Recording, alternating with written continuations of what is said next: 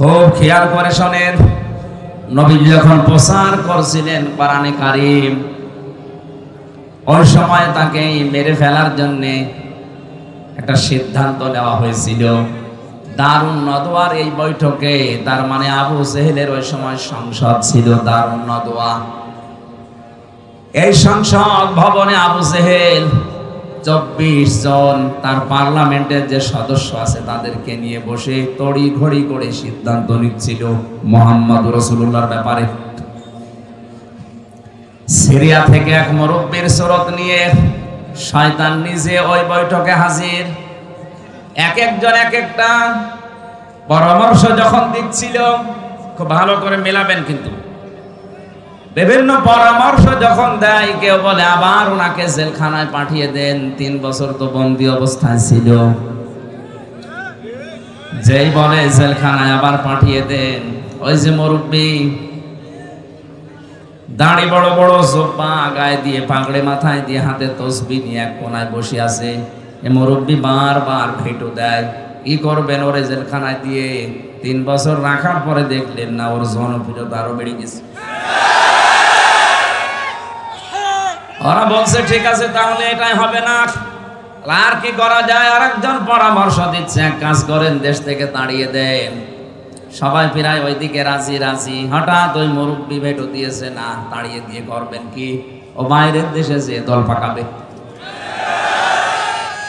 সবাই এবার ঘুরে তাকাচ্ছে, কি গো কোন মুরব্বি তুমি? তোমারে তো দেখি নাই। বলে তোমরা মুরব্বির কথা শোনো, যে দেখবা পরিচয় দেয়নি।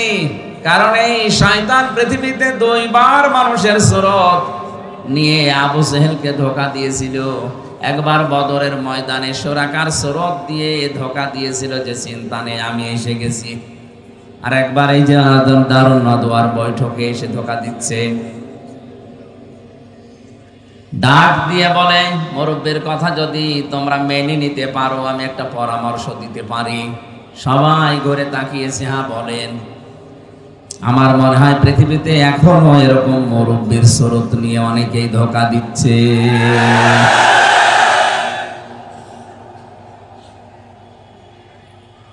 পৃথিবীর কোন জালেমরা এত বড় বড় সিদ্ধান্ত নেয় না, কিন্তু আলেম নামে কিছু জালেম বড় বড় পাগড়ে নিয়ে, জব্বা নিয়ে, সিরিয়ার এই শয়তানের সুরত নিয়ে এসে এমন এমন তাক লাগায়, ঢাক দেয়, শেষে জালেমরা পর্যন্ত দিক দাঁড়া হারিয়ে ফেলে। ডাক দিয়ে বলছে, তোমরা এক কাজ করো, লোকটারে ছেড়ে দিলেও হবে না, দেশ থেকে তাড়িয়ে দিলেও হবে না, ওর চ্যাপ্টার ক্লোজ করে দাও, মেরে ফেলো। এখানে আমার ইবনে হিশাম বর্ণনা করছে, সিরাত ইবনে হিশাম যিনি লিখেছেন, তিনি বলেন এই যে 24 জন যারা বড় বড় নেতা, পার্লামেন্ট সদস্য, এই মুরব্বির কথা শোনার পরে কেউ প্রতিবাদ করে নাই, সবাই নিশ্চুপ। কি বুঝলেন এখান থেকে আপনি বলেন? একটা নিরপরাধ মানুষকে মেরে ফেলার জন্য সিদ্ধান্ত দেওয়া হচ্ছে, অথচ একটা লোকও কথা বলছে না। 1500 বছর আগে শুধু এরকম হয়েছিল, 1500 বছর পরে এখন পৃথিবীতে এরকম হয় না। এটা আমি এ দেশের কথা না, পৃথিবীর 228টা রাষ্ট্র আছে, যে কোনো এক দেশের কথা বলছি। এমনও দেশ আছে বিনা কারণে একজন মানুষকে মেরে ফেলার সিদ্ধান্ত নেওয়া হচ্ছে, অথচ তামাম দেশের মানুষ সব নিশ্চুপ, কিছুই বলে না। আপনি আবার ঠিক বলে এই দেশের নাম মনে করি। আমি বলছি কোন দেশের নাম আমি নিজেও জানি না।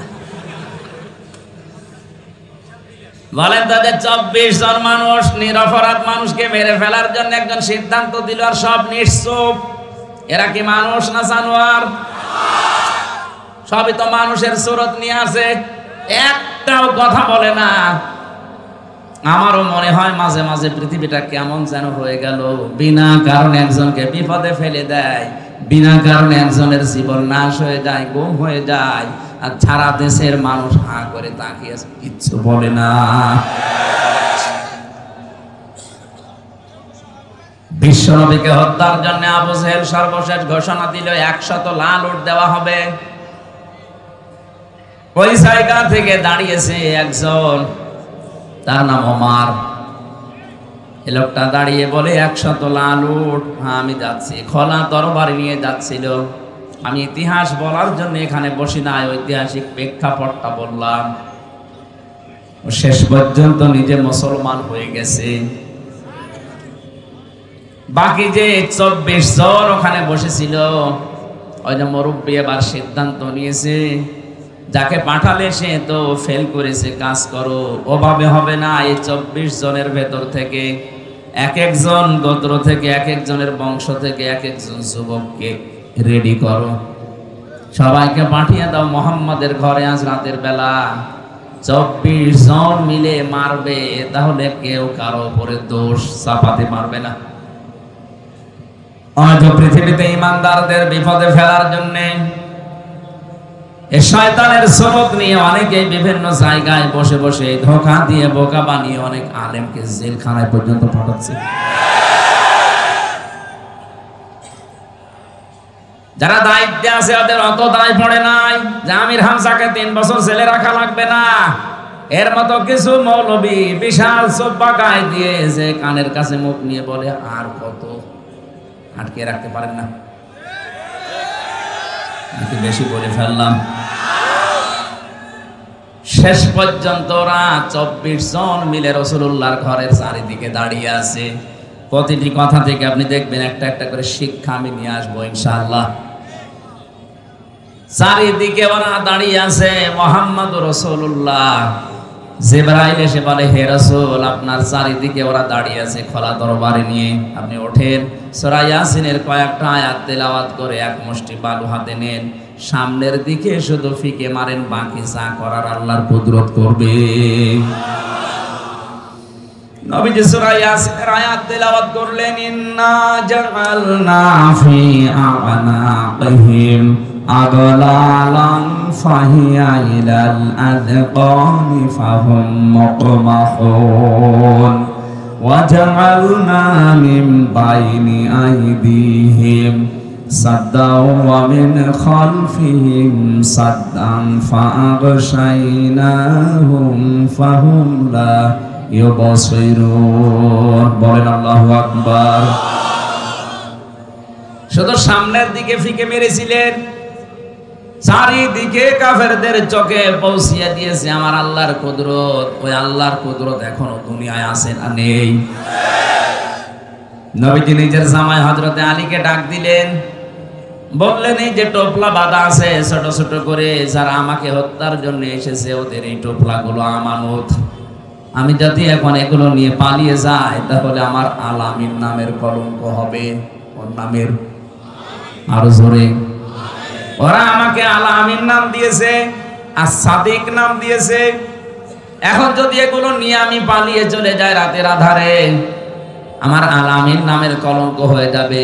সুতরাং তুমি আমার বিছানার উপরে আমার চাদর গায়ে দিয়ে মোড়া দিয়ে শুয়ে পড়ো, বাকি যা করার আমি তোমারে বলি। চাদরটা সামনের দিকে একটু মোড় দিয়ে রাখবা, পা দিয়ে পেছনে আটকিয়ে রাখবা। 3 দিন পরে মদিনায় আমার সাথে দেখা করবা। আর এখানে যে কয়টা টোপলা আছে প্রত্যেকের নাম লেখা আছে, ঠিকানা দেওয়া আছে। সকালবেলা তার বাড়িতে যে পৌঁছিয়ে দিয়ে আসবা। কয়েকটা কথা বলেছিলেন নবীজি তাকে। 1 নম্বরে চাদরটা মোড়া দাও, 2 নম্বরে 3 দিন পরে আমার সাথে মদিনায় দেখা করো, 3 নম্বরে আমানতগুলো নাম অনুযায়ী বাড়িতে পৌঁছিয়ে দাও। হযরতে আলী বলেন, ওই সময় আমার 100 ভাগ নবীর কথা বিশ্বাস হয়েছে, অন্তত 3 দিনের ভেতরে আমার মরণ হবে না। 3 দিনের ভেতরে যদি আমি মরে যাই তাহলে নবীর কথা মিথ্যা হয়ে যাবে, আর আল্লাহ পাক নবীকে মিথ্যাবাদী বানাবেন। সুতরাং 3 দিন আমার আর চিন্তা নেই। নবীজি চলে গেলেন ওখান থেকে। কাফেরেরা ওই সময় এসেছে, ঘরের ভেতরে প্রবেশ করে বিছানার উপরে তাকে দেখে বলে তো পাওয়া গেছে। একজন বলে দাও কোপ, আর একজন বলে দাঁড়াও দেখি। পাওয়া যখন গেছে তখন শান্তি নিয়ে মারা যাবে, আগে মুখটা দেখি। চাদর নিয়ে টানাটানি করে হযরতে আলী বলে, নবীজি আমাকে বলেছিল হাত দিয়ে শুধু শক্ত করে ধরে রাখবা, আমি ধরে রেখেছিলাম, ওরা 24 জন মিলে টানাটানি করে, চাদর ধস্তাধস্তি করে, খুলতে পারে না। আমার মনে হচ্ছিল তামাম দুনিয়ার সব যুবকেরা যদি আজকে আমার চাদর ধরে টানাটানি করে, খোলা সম্ভব না। কি শক্তি আমার আল্লাহ আমার এই হাতের ভেতরে যেন দিয়ে দিয়েছে। মনে মনে ভাবছিলাম আমি ধস্তাধস্তি করতে থাকবো যতক্ষণ ওরা আমাকে মেরে ফেলার সিদ্ধান্ত না নেয়। কারণ আমি যতক্ষণ সময় ক্ষেপণ করব, ওদিকে আমার আল্লাহর নবী 2 পা হলেও মদিনার দিকে এগিয়ে যাবে। ও বাংলার মুসলমানেরা, নবীজি আজকে নেই, বিশ্ব নবীর ওয়ারিস আছে, তাদেরকে সামনের দিকে এগিয়ে দেওয়ার জন্য যদি এরকম কারো সাথে ধস্তাধস্তি করা লাগে, সময় ক্ষেপণ করবে, আশা থাকবে নবীর ওয়ারিসটা 2 পা হলেও দেশে এগিয়ে যাবে। কথা কি বললাম আপনি না বুঝলেও এ বুঝেছে?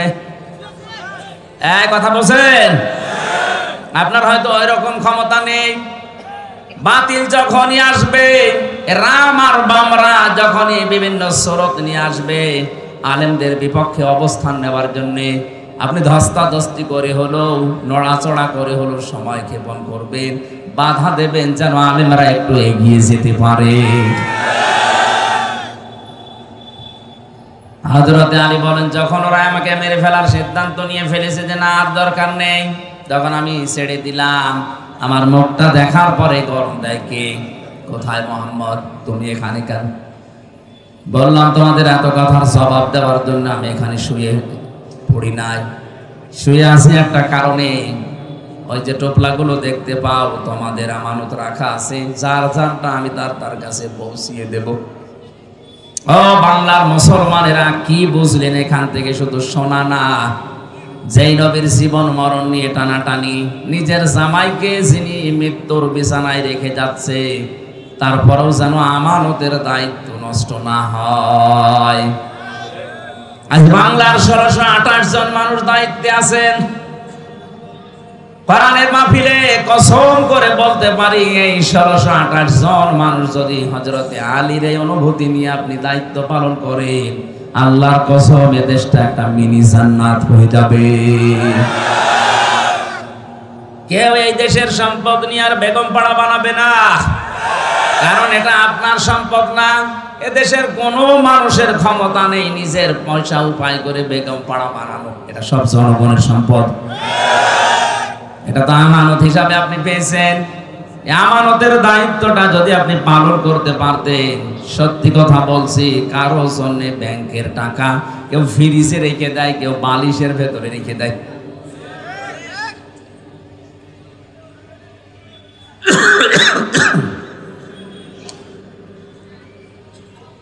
হযরতে আলী বলেন, প্রত্যেকের কাছে আমি এভাবে পৌঁছিয়ে দিচ্ছিলাম। আমার মনে দৃঢ় বিশ্বাসে যে আমি 3 দিনের ভেতরে আমার কোনো মরণ হবে না। বিশ্ব নবীর কথা আমারে মদিনায় সাক্ষাৎ করাই লাগবে, এই সুযোগ আল্লাহ আমারে দেবেন। নবীজি ওখান থেকে বের হয়ে আবু বকরের বাড়িতে ডাক দিলেন, আসসালামু আলাইকুম ইয়া আবু বকর। সঙ্গে সঙ্গে ভেতর থেকে জবাব দিয়েছে, লাব্বাইক ওয়া সাদাইক ইয়া রাসূলুল্লাহ। নবীজি বলেন, আবু বকর, আমি তো খুব জোরে ডাক দেই নাই, মৃদু স্বরে একটা আওয়াজ দিলাম, তুমি জলদি করে দরজা খুলে দিলে, গভীর রজনীতে ঘুমাওনি। সিদ্দিক আকবর বলে, হে রাসূল, শুধু আজকের রাতটা না, 6 মাস আগে আপনি আমাকে একটা ইঙ্গিত দিয়েছিলেন। দেখতে দেখতে সবাই তো চলে গেল আবু বকর, কোন দিন জানি আমারও হিজরত করা লাগে। যদি আমি হিজরত করি, তোমার সাথে নিতে পারি। আপনি বলেন না যে নেব, শুধু পারি বলেছিলেন। ওই দিন থেকে শুরু করে আমি 2টা বিষয় লক্ষ্য করে রেখেছি। 2টা উট আমি কিনে এক ইহুদির কাছে লালন পালন করতে দিয়েছি। 2 নাম্বার, ওই দিন আমি নিজে আমার টোপলা বেঁধে দরজার সাথে পেট লাগিয়ে আছি, কখন আল্লাহর নবী আমার একটা ডাক দেয়। 6টা মাস আমি ঘুমিয়েছি শুধু হেলান দিয়ে দরজার সাথে। বাংলার মুসলমানেরা, আমাদেরও তো নবীর আদর্শ মানতে গিয়ে এরকমই কষ্ট স্বীকার করা লাগছে।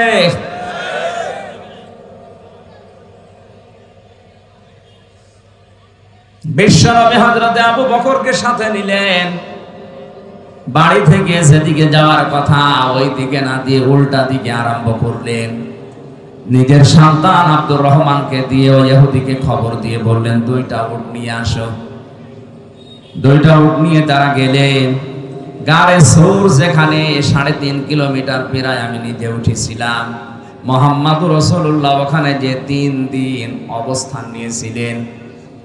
আল্লাহ রাব্বুল আলামিন বলেন, আমার নবীকে আমি সাহায্য করেছি, শুধু ওই সময় না, কিয়ামত পর্যন্ত যে সাহায্য করব তার প্রমাণ আমি আল্লাহ রেখে দিয়েছি। ওই জায়গায় যে বাবলা গাছটা কাঠ হয়ে ওই গর্তের মুখে সঙ্গে সঙ্গে কবুতর এসে বাসা বেঁধেছে, মাকড়সা জাল বিছিয়েছে। হযরতে আবু বকরকে নবীজি বললেন, ক্লান্ত হয়ে গেছি সারা রাত হাঁটতে হাঁটতে, পাটা একটু বিছিয়ে দাও, তোমার উপরে মাথা দিয়ে আমি একটু ঘুমিয়ে যাই। তিনি বললেন, হে রাসূল আপনি দাঁড়ান, পাহাড়ি এলাকা সাপ বিচ্ছু থাকতে পারে। নিজের বিভিন্ন কাপড় যেগুলো ছিল ছিঁড়ে ছিঁড়ে বিভিন্ন গর্তের ভেতরে দিয়ে মুখ বন্ধ করলেন, আর একটা গর্ত বন্ধ হয়নি। হযরতে আবু বকর বলেন, আমার পা দিয়ে গর্তের মুখে পা দিয়ে আমি বন্ধ করে রেখেছি। 1000 বছর একটা সাপ এখানে বসে আছে, 1000 বছর। তাওরাত কিতাবে শুনেছিল মুসা আলাইহিস সালাম তাকে তেলাওয়াত করে নাকি শুনিয়েছিল যে এই রাস্তা দিয়ে শেষ নবী মুহাম্মদুর রাসূলুল্লাহ হিজরত করে যাবেন, এই জায়গায় আশ্রয় নিলেও নিতে পারেন। ওই দিন থেকে এই সর্পটা মুহাম্মদুর রাসূলুল্লাহকে এক নজর দেখার জন্য 1000 বছর ওয়েট করছে। আমি সুবহানাল্লাহ আলহামদুলিল্লাহ বলার জন্য না, এখান থেকে একটা শিক্ষা পেয়েছি।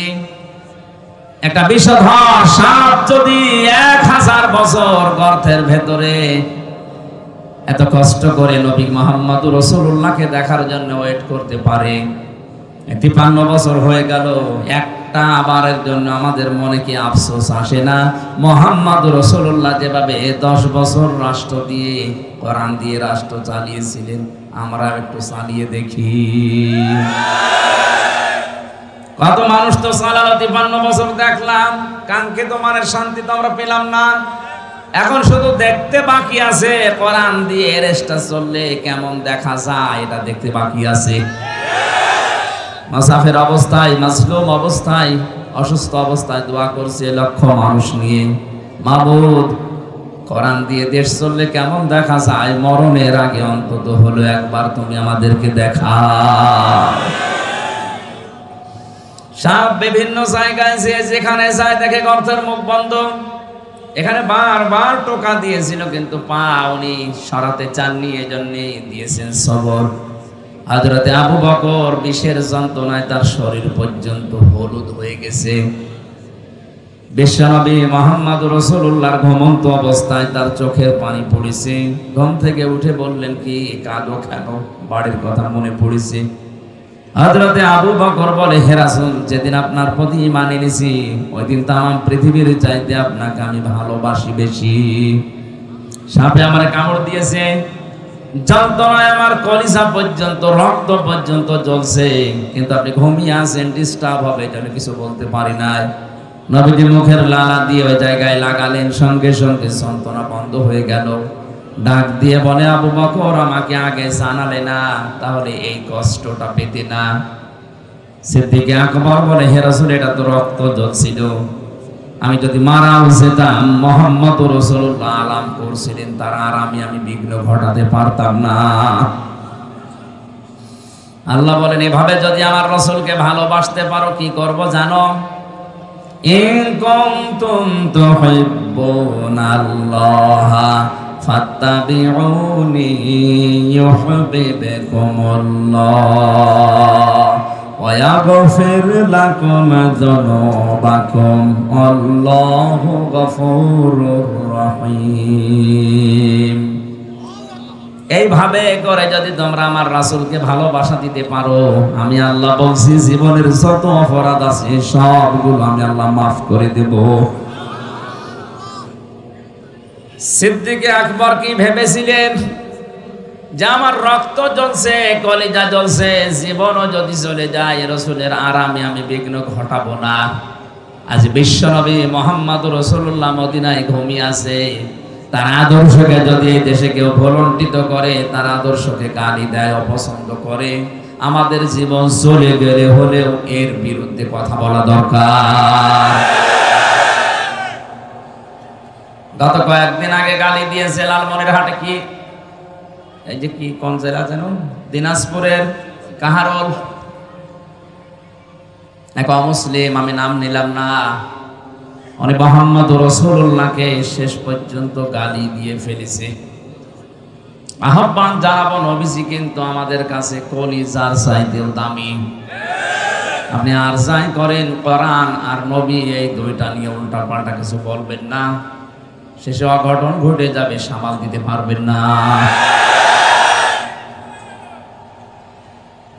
আমাদের পুঁজি তো এতটুকু, আমল দিয়ে জান্নাতে যাওয়ার মতো যোগ্যতা আমাদের নেই। আমরা যদি একটু ভালোবাসাও দেখাতে পারি, কিয়ামতে যেন আল্লাহ এইটার ওসিলা আবু বকরের সাথে একটু আমাদেরকে তোলেন, বলেন আমিন। বের হলেন ওখান থেকে, কিছু দূর যান, পায়ের যে ছাপগুলো পড়তে থাকে, হযরত আবু বকর পায়ের ছাপগুলো ছেছড় দিতে দিতে মুছতে মুছতে যান। নবীজি বলেন, তুমি পা ছেছড় দাও কেন? সিদ্দিক আকবর বলে, হে রাসূল, আবু জেহেল যদিও আপনি নাম দিয়েছেন, ও লোকটা কিন্তু আবুল হাকাম, বুদ্ধির পিতা। ওর এত বুদ্ধি, এত জ্ঞান, মানুষের পায়ের ছাপ দিকে বলে দিতে পারে যে কার ছেলে, কোন বংশের ছেলে, কখন হেঁটে গেছে। আমরা যেভাবে যাচ্ছি, সকাল বেলায় তো আমাদেরকে খুঁজতে বের হবে, পায়ের ছাপ দেখে দেখে আমাদেরকে ধরে ফেলতে পারে। এই জন্য আমি পা ছেছড় দিয়ে ওই জায়গা, ওই দাগগুলো আমি মুছতে মুছতে যাচ্ছি।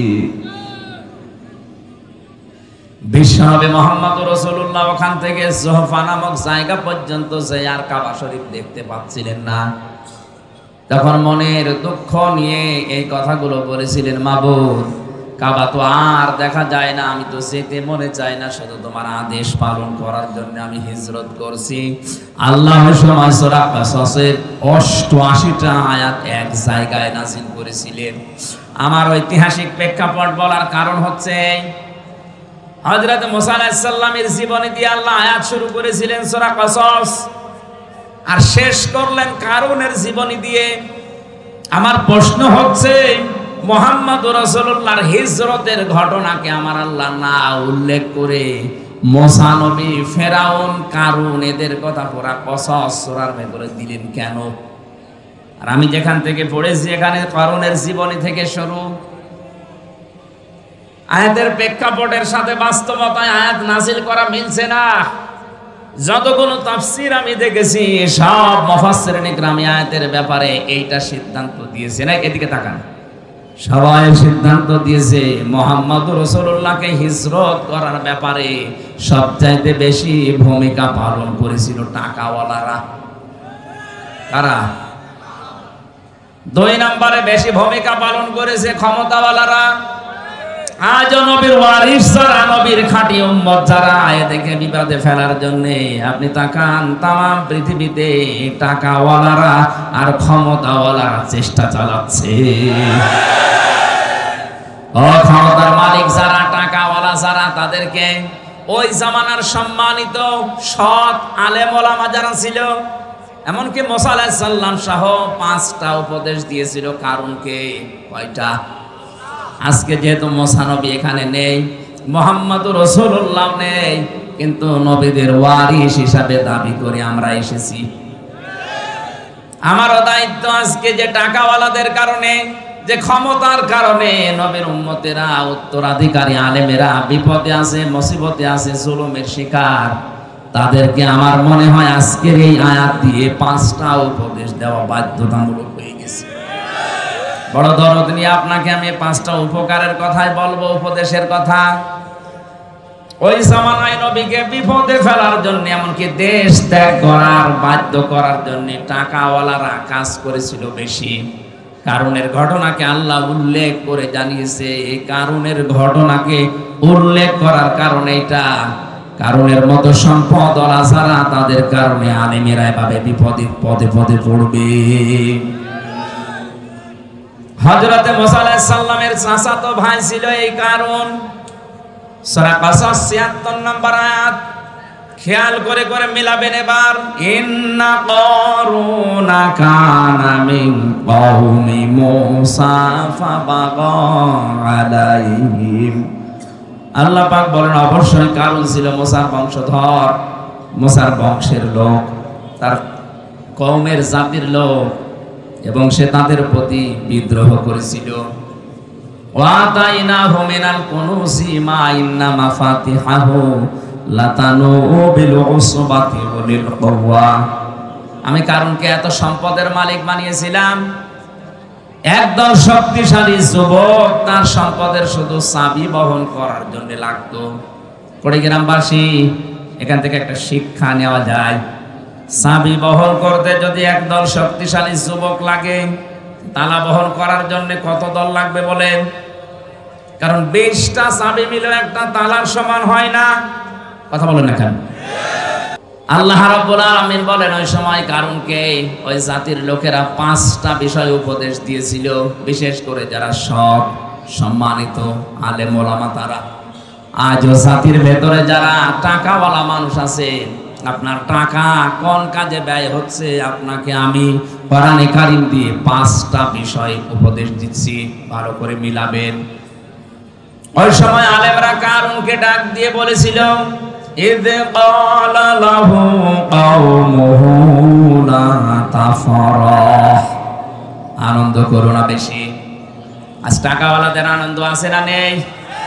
এই কথা বলা লাগবে। আপনি দেখেন এই দেশে ইসলাম বিরোধী যত কাজ, সব কিছুর মূলে টাকাওয়ালারা, আর পেছন দরজা দিয়ে নাড়াচাড়া দেয় ক্ষমতাওয়ালারা। এমন এমন গানের অনুষ্ঠান দিয়েছে যেটার দ্বারা আল্লাহর আরশ পর্যন্ত কেঁপে যায়। যে সমাজে বিশৃঙ্খলা অশ্লীলতা বেড়ে যায়, মহান আল্লাহ সেখানে নতুন নতুন করে গজব নাযিল করেন। তার ভেতর অন্যতম এই তাপদাহ। আপনি মনে করছেন এটা আল্লাহ এমনি দিয়েছে? ঢাকা শহরে যত নাইট ক্লাব আছে, গ্রাম্য মানুষ তো বুঝতেছেন না কি যে হয় সেখানে। আল্লাহ জানে, আর ফেরেশতা জানে, আর যারা করে তারা জানে। মানুষ যে এত নিচে নামতে পারে, 4-5 জন মিলে একাধারে ধর্ষণ করছে, আর একজন করে ভিডিও করছে, দেখছে। এটা কোনো পশুর দ্বারা সম্ভব না। অশ্লীলতা, জেনা, ব্যভিচার, ধর্ষণ যখন সমাজে বেড়ে যায়, মহান আল্লাহ 27টা গজব ওই দেশে নাযিল করেন। কোরআনে কারীম জানিয়েছে, যাহারাল ফাসাদু ফিল বাররি ওয়াল বাহরি বিমা কাসাবাত আইদিন নাস লিয়ুযিকাহুম বা'দাল্লাযী আমিলু লা'আল্লাহুম ইয়ারজিউন। যারা স্তরে যে বিপদ আপদ গুলো, যে তাপদাহ চলছে, হঠাৎ বৃষ্টি বন্ধ হয়ে গেছে, দুনিয়া গরম করে ফেলেছি আমি আল্লাহ, এটা এমনি এমনি করি না, তোদের হাতের কামাইয়ের ফসল এটা। আমি আল্লাহ চাই এই তীব্র আযাব দিয়ে তোরা যেন আমি আল্লাহর দিকে তওবা করে ফিরে আসিস।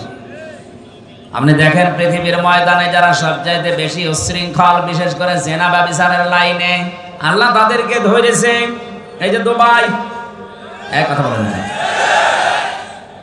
বিমানবন্দর পর্যন্ত ভাসিয়ে দিয়েছে। এত বড় শক্তিশালী, এত বড় অর্থনৈতিক ভাবে সম্পূর্ণ দেশকে যদি আল্লাহ চোখের পলকে নষ্ট করে দিতে পারে, তছনছ করে দিতে পারে, আমাদের কিছুই লাগবে না। শুধু এই তিস্তার পানিকে যদি আল্লাহ হুকুম দেয় 100 হাত জোরে একটু জারণ করে, আমি খুঁজেও পাবেন না আর কিছু। অনেকে বলে এটা প্রাকৃতিক দুর্যোগ, শয়তান। প্রাকৃতিক দুর্যোগ বলে কিছু নেই, এগুলো সব আমার আল্লাহর গজব। আপনি থামেন, এই আনন্দ ফুর্তি এগুলো বন্ধ করেন এখনো। আজ বিভিন্ন নাম দিয়ে দিবস বানিয়ে বানিয়ে যেটা আনন্দ করছেন, একটা কোরআনের সাথে হাদিসের সাথে মিলছে না। আর এই আনন্দ আপনি করবেন ইসলামের সীমার ভেতরে থেকে। এমনকি আজকে ঈদুল আযহা, ঈদুল ফিতরকেও মানুষ এমন আনন্দের জায়গায় নিয়ে গেছে যেখানে কোরআনের নিয়ম নেই। ঈদুল আজহার ঈদুল ফিতরের শিক্ষা কি ছিল? আগে ত্যাগ, এরপরে ভোগ। কথা বলেন না কেন? এক মাস রোজা রেখে আপনি আনন্দে খাবেন, লাফাবেন না। আগে সাদকা দেন, আগে ফিতর দেন। ওইটা দিয়ে গরিব মানুষেরা সেমাই কিনবে, চিনি কিনবে, খাবার কিনবে, ওর বাচ্চারা আনন্দ করবে, উল্লাস করবে, খুশি হবে। ওইটা দেখে আপনি খুশি হবেন। আপনি আগে শুধু খাবেন, আবার হবে না। ঈদুল আজহাতেও তা কুরবানি জবাই করে নিজে আগে খেয়ে মরবেন না, আগে জবাই করে গোশত গরিবকে দিয়ে আসেন। গরিব মানুষেরা খাবে, আনন্দ করবে, হাসবে, ওদের হাসি দেখে এরপরে আপনি খাবার খাবেন। কথা বলেন না কেন? ইসলামের তো দিবস ছিল মাত্র এই দুইটা, আগে ত্যাগ, এরপরে ভোগ। আপনি বলেন তো এই দুইটা দিবস বাদ দিয়ে যত দিবস এই বাংলাদেশে এখন চলছে, সে যে নামেই হোক, আমি নাম নিলাম না, আন্তর্জাতিক সাম্রাজ্যবাদী যারা আমাদের পকেটের টাকাগুলো একদিকে ছিনিয়ে নেওয়ার জন্য নতুন নতুন দিবস বানিয়েছে, আর একদিকে আমাদেরকে বিশৃঙ্খলা ও শৃঙ্খলা যৌনতায় ভাসিয়ে দেওয়ার জন্য ব্যবস্থা করে দিয়েছে। আমি আবার বলছি, ঈদুল আজহা ঈদুল ফিতর বাদ দিয়ে দুনিয়ায় এমন কোন দিবস আপনি পাবেন না যেখানে আগে ত্যাগ, এরপরে ভোগ, আগে ভোগ, এরপরে ত্যাগ। কথা বলেন না? 14ই ফেব্রুয়ারি পালন করে মানুষ, বলেন না কেন? এর ভেতরে কি আগে ত্যাগ, এরপরে ভোগ? না, আগে ভোগ করবেন, তারপরে ত্যাগ করবেন। আমাদের উচিত হচ্ছে যে দিবসের সাথে কোরআনের, হাদিসের এবং বাস্তবতার মিল নেই, ওইটা পালন করে আমরা নিজেদের সম্পদগুলো আনন্দ করতে যে নষ্ট করব না। এটা যেহেতু রেকর্ড হচ্ছে সারা বাংলাদেশে, কালকে ছড়িয়ে যাবে। বড় বড় ধনী যারা আছেন, টাকার মালিক, কোরআনে হাদিসে আমি পেয়েছি তিনটা জিনিস মানুষকে সবচাইতে বেশি ধ্বংস করেছে দুনিয়ায়। 1 নম্বরে টাকা, 2 নম্বরে ক্ষমতা, 3 নম্বরে নারী। আমি সহ যারাই শুনলাম প্রত্যেকে যেন এই 3টা বিষয়ের ব্যাপারে সেন্সিটিভ থাকি, সিনসিয়ার থাকি, সতর্ক থাকি। আমাদেরকে যেন আমাদের সম্পদ, আমাদের ক্ষমতা, আমাদেরকে যেন নারীতে জাহান্নামে নিয়ে যেতে না পারে। বলেন আমিন। দুনিয়াতে যত মানুষ ধ্বংস হওয়ার পেছনে টাকা আর ক্ষমতা যত মানুষকে নষ্ট করেছে, পৃথিবীর কোনো জিনিস এত বেশি মানুষকে নষ্ট করতে পারে না। যেন এই দুইটার মালিক যারা, তারা কিন্তু আরো বেশি সতর্ক থাকবেন। টাকা পেলে আপনি আনন্দ করবেন না। নবীজি জানিয়েছেন কিয়ামতে আল্লাহ প্রতিটি মানুষকে নিজের সামনে দাঁড় করাবেন। মা তাসালু কদামা বানি আদম আদি ইয়াউমাল কিয়ামাতি হাত্তা ইসালান 50 আন উমরিহি ফিমা আফনা ওয়া আন শাবাবিহি ফিমা আবলা ওয়া আমালিহি মিন আইনা ইকতাসাবাহু ওয়া ফিমা আনফাকাহু ওয়া আন ইলমিহি মাযা আমিলা ফিহি মুত্তাফাকুন আলাইহি। রংপুরবাসী প্রতিটি মানুষকে আল্লাহ নিজের সামনে দাঁড় করাবে। এভাবে দাঁড়া, 5টা প্রশ্নের জবাব দেওয়া লাগবে তোরে। নবীজি বলেন, জবাব যদি সঠিকভাবে দিতে না পারে, ও সামনেও যাবে না, পেছনেও যাবে না, জায়গায় দাঁড়িয়ে থাকবে। আমি সহ যারা এখানে আছি, মনে করেন এখন আমাদের চলছে ওইটা, ময়দানে মাহশার কায়েম হয়ে গেছে। মহান আল্লাহ তার সামনে হামজাকে দাঁড় করিয়েছে। আমার এই 33 বছর জীবনটা নিয়ে আমি দাঁড়িয়েছি। কয় বছর? বলেন বলেন। আমি 33 বছর জীবন নিয়ে দাঁড়ালাম। সভাপতি 60 বছরের জীবন নিয়ে দাঁড়িয়েছে। আপনি নিজের জীবনটা নিয়ে মনে করেন আমি দাঁড়িয়ে আছি মহান আল্লাহর সামনে। নিজের দিকে তাকিয়ে আজকের ওয়াজটা আপনি মিলাবেন। আল্লাহ যদি জিজ্ঞাসা করে, হামজা এই সারাটা জীবন কি করলি বলতো, আপনি কি মনে করেন আমি 33 বছরের জবাব সঠিকভাবে দিতে পারবো? না। আমি একা থাকলে আমার মাঝে মাঝে মনে হয়, আল্লাহ পাক যদি বলে হামজা কিয়ামতের ময়দানে 2024 সালের এপ্রিল মাসের 30 তারিখ পর্যন্ত করে মাফ করে দিলাম, শুধু মে মাসের 1 থেকে এই যে 5 তারিখ, আজকে 1 থেকে 4 তারিখে 4 দিনের হিসাব দিয়ে তুই জান্নাতে চলে যা। আমার তো এই 4 দিনের হিসাব সঠিকভাবে দেওয়া সম্ভব না। আপনারা পারবেন না? আপনারা এখানে শব্দটা ছিল আন উমরিহি ফিমা আফনা। 4 দিন না 4 বছর না, পুরা জীবনের হিসাব আল্লাহ পুঙ্খানুপুঙ্খানু। সুম্মা লাতুসআলুন্না ইয়াউমাইদিন আনিন নাঈম। প্রতিটি নিয়ামতের সঠিক জবাব আপনার কাছ থেকে নেবে। আজকের এই ওয়াজটা যদি আজ সবাই আমরা সত্যি নিজের মনে করে মেনে নিতে পারতাম, আমার জীবন পরিচ্ছন্ন হয়ে যেত। হাদিসটা যদিও দুর্বল, আমি শিক্ষার জন্য বলছি।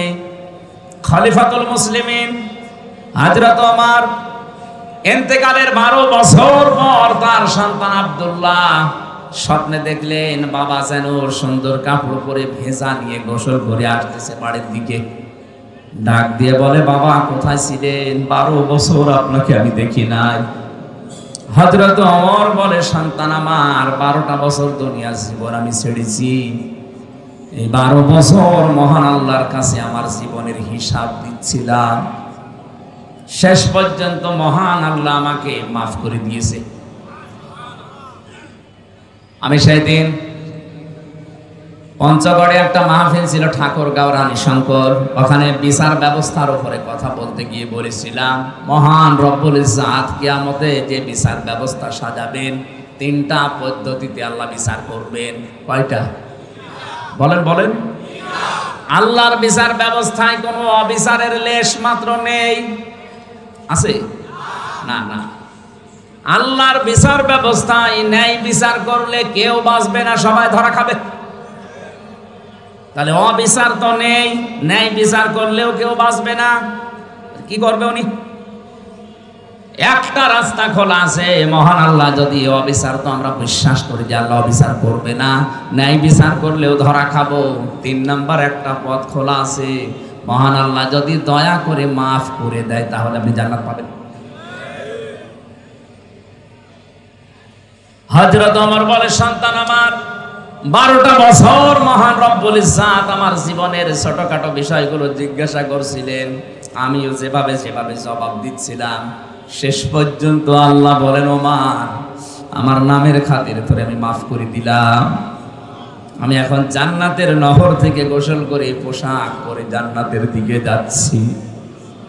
কুড়িগ্রামবাসী যার জান্নাতে যাওয়ার গ্যারান্টি দুনিয়ায় আল্লাহ সার্টিফিকেট আকারে পাঠিয়ে দিয়েছিলেন যে ওমর তুমি জান্নাতি।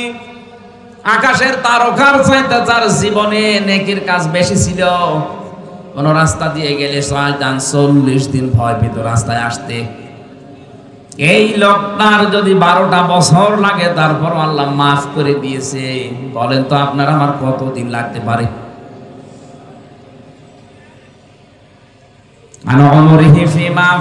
কি করে কাটালি সারাটা জীবন বল আমার সামনে দাঁড়িয়ে।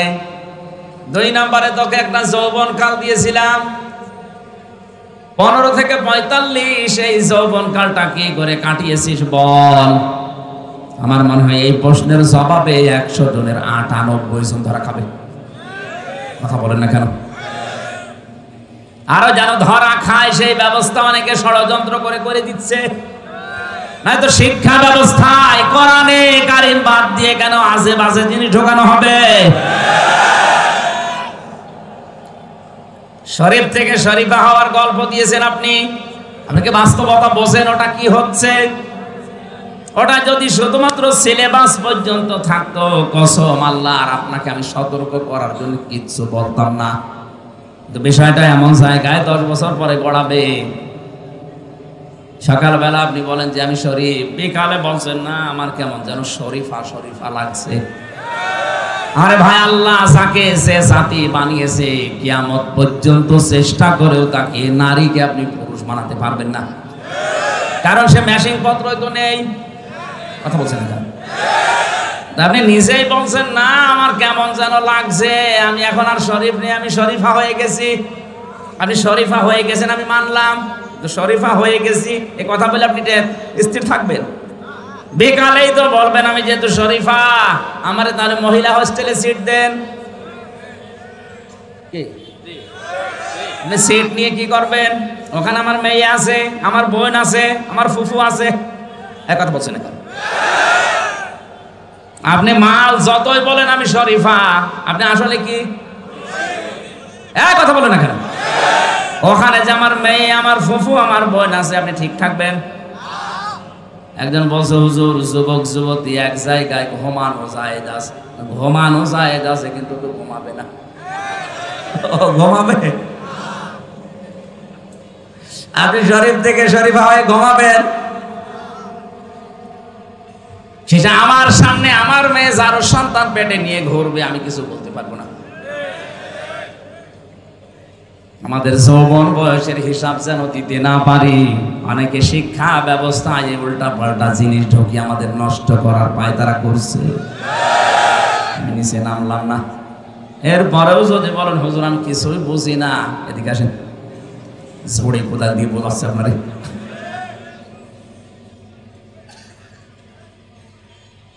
তিন নাম্বারে আল্লাহ জিজ্ঞাসা করবেন, যতটুকু মাল উপার্জন করেছিলে কোন কোন রাস্তা দিয়ে, রাস্তা বলো। আজ বাংলার দায়িত্বশীলদেরকে বলছি, সম্পদ যারা উপার্জন করছেন রাস্তাটা ঠিক করেন। বৈধ পথে ইনকাম করে রংপুর শহরে কেউ 15 তলা 20 তলা বিল্ডিং বানানো কিয়ামতের আগে সম্ভব না। আর আপনার বিল্ডিং এর কোনো হিসাব নেই।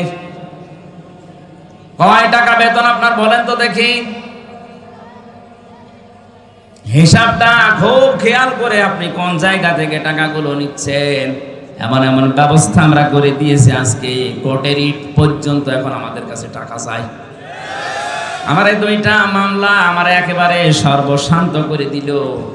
কোর্টে এখন কুষ্টিয়া থেকে ঢাকা কোর্টে গেলে কোর্টের ইটও বলে হুজুর এটা দিয়ে যান। আপনি রংপুর কোর্টে যাবেন, কুড়িগ্রামের কোর্টে যাবেন, এই এলাকার কোর্টে মনে হয় চাই না।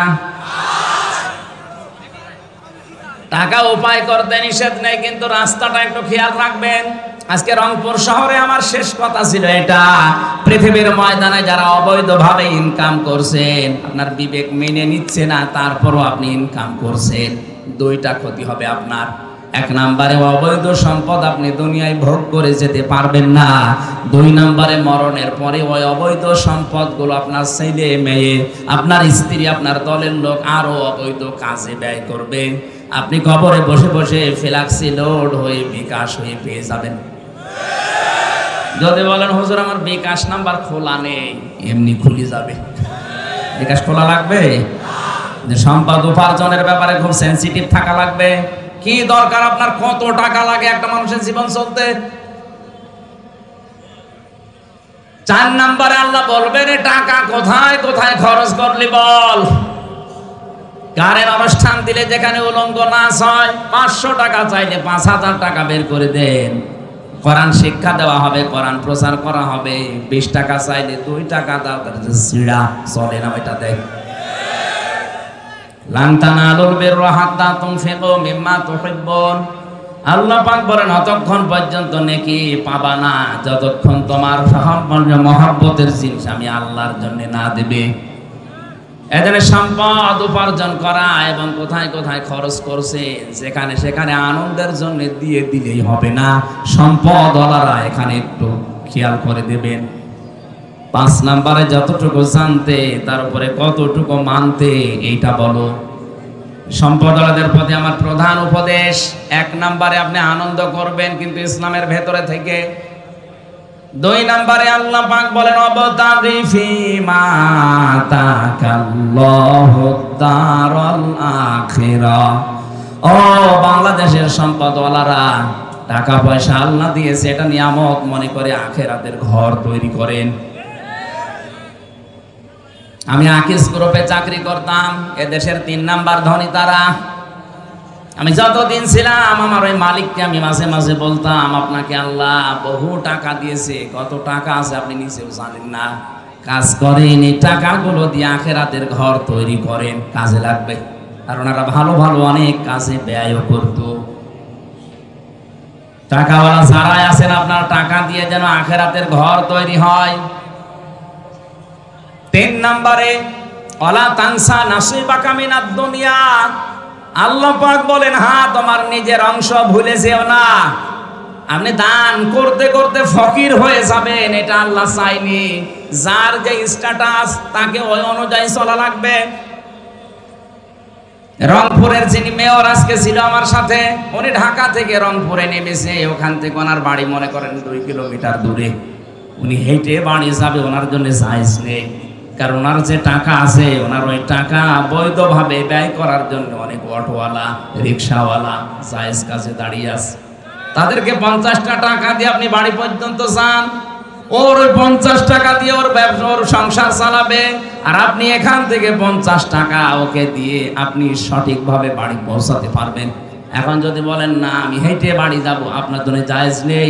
হেঁটে বাড়ি যাওয়া জায়েজ আছে তার জন্য যার কাছে কিছু নেই।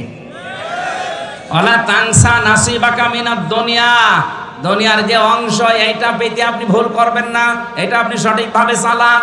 তাহলে এখান থেকে শিক্ষা কি? যার যে স্ট্যাটাস, যার যে যোগ্যতা, যার যে জায়গা, ওই জায়গায় সে যেন সঠিকভাবে চলে। আমি আমির হামজা, আমারে আল্লাহ যা দিয়েছে, আমার বাবারে যা দিয়েছে, আমি যদি এখন 20 টাকা গজের কাপড় পরি আমার জন্য জায়েজ নেই। আমার পরা লাগবে কমপক্ষে 250, 300, 500 টাকার গজের কাপড়, কারণ ওই যোগ্যতা আল্লাহ আমার এখন দিয়েছে। কথা বলেন না কেন? এমনও ধনী মানুষ আছে 25 টাকা গজের কাপড় কিয়ামতের আগ পর্যন্ত পরবে।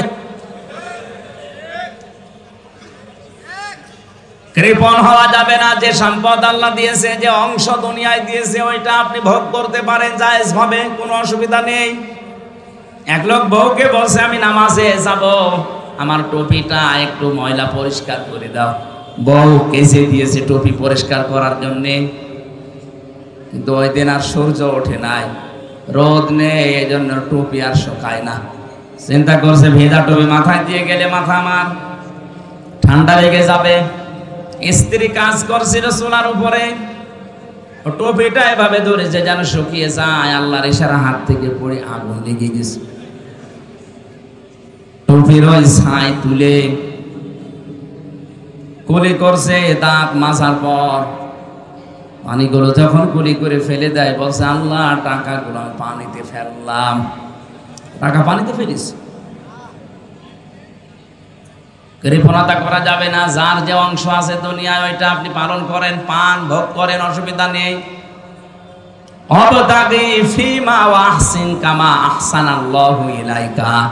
আল্লাহ পাক 4 নম্বরে উপদেশ দিয়েছেন ওই আলেমদের দ্বারা, ওই দেশের ধনীদেরকে, তুমি ইহসান করো হে কারণ, তুমি ইহসান করো হে কারণ, হে টাকাওয়ালারা, তোমার প্রতি আল্লাহ যেভাবে দয়া দেখিয়েছেন, কিছুই ছিল না, তোমার এই পর্যায়ে আল্লাহ নিয়ে নিছে। সুতরাং তোমার এই সম্পদগুলো দিয়ে তুমি ইহসান করবা মানুষের প্রতি, যেভাবে আল্লাহ দয়া দেখিয়েছেন তোমার প্রতি।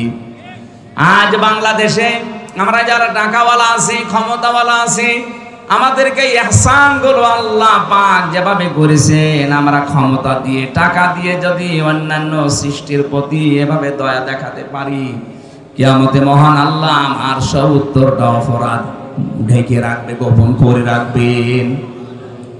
এই সুযোগটা আল্লাহ টাকাওয়ালাদের, সম্পদওয়ালাদের এবং ক্ষমতাওয়ালাদের দিয়েছেন। এটা পেলে আপনি একেবারে মন মতো যা ইচ্ছা তাই করবেন না।